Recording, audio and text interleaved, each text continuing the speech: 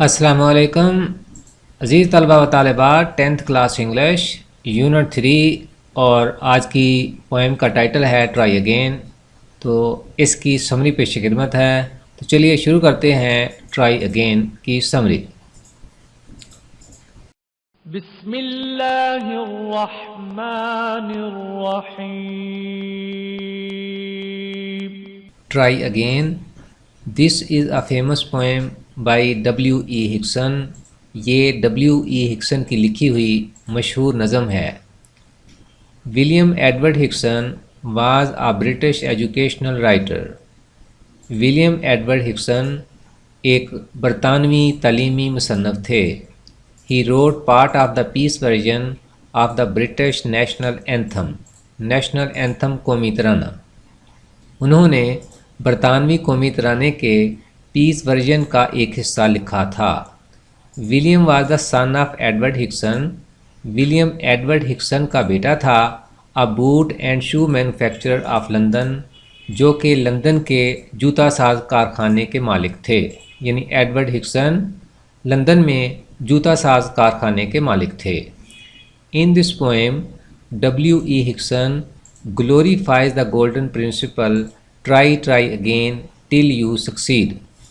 اس نظم میں W.E. ہکسن بار بار کوشش کرو حتیٰ کہ تم کامیاب ہو جاؤ کہ سنہری اصول کی عظمت کو بیان کرتا ہے۔ He says that if you don't succeed in your first attempt، وہ کہتا ہے کہ اگر تم اپنی پہلی کوشش میں کامیاب نہیں ہوتے، you should not become disappointed مایوس، تو تمہیں مایوس نہیں ہونا چاہیے۔ You should be as determined as ever to achieve your objective۔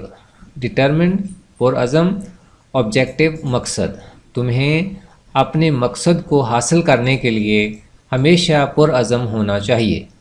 If you keep your morale up and remain persistent، اگر آپ اگر آپ اپنا حوصلہ بلند رکھتے ہیں and remain persistent، اور ثابت قدم رہتے ہیں، you will succeed at last، تو آپ آخر کار کامیاب ہو جائیں گے۔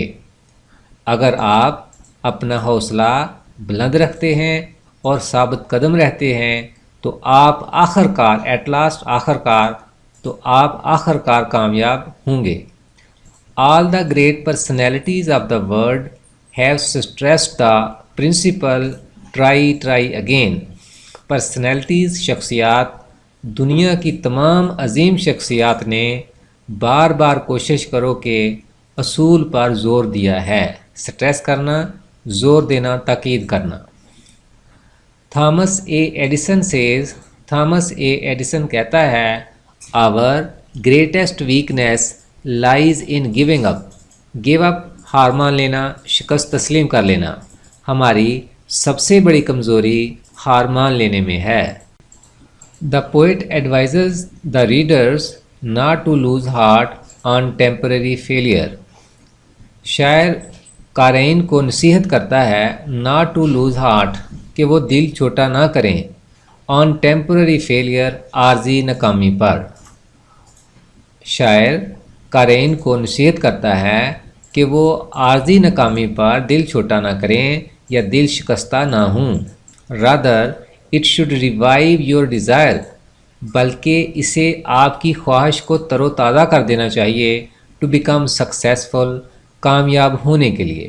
تو اسے یعنی وہ جو ناکامی آپ کو ملتی ہے نا، تو اس ناکامی کو آپ کی خواہش کو تر و تازہ کر دینا چاہیے۔ کون سی خواہش؟ to become successful، کامیاب ہونے کی، بلکہ اسے کامیاب ہونے کی آپ کی خواہش کو تر و تازہ کر دینا چاہیے۔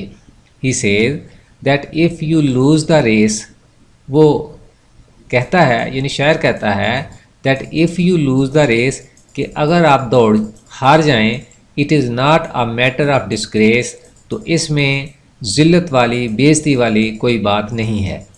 The shameful act will be that you accept your defeat and surrender۔ The shameful act will be، شرمناک بات یہ ہوگی that you accept your defeat کہ آپ اپنی شکست کو تسلیم کر لیں، اینڈ سرنڈر اور ہتھیار ڈال دیں. یعنی کبھی بھی ہمیں شکست نہیں مارنی چاہیے اور ہتھیار نہیں ڈالنے چاہیے، بلکہ بار بار کوشش کرتے رہنا چاہیے. The poet enjoins to remain steadfast in trials and tribulations. Trials آزمائشیں، اسٹیڈ فاسٹ ثابت قدم.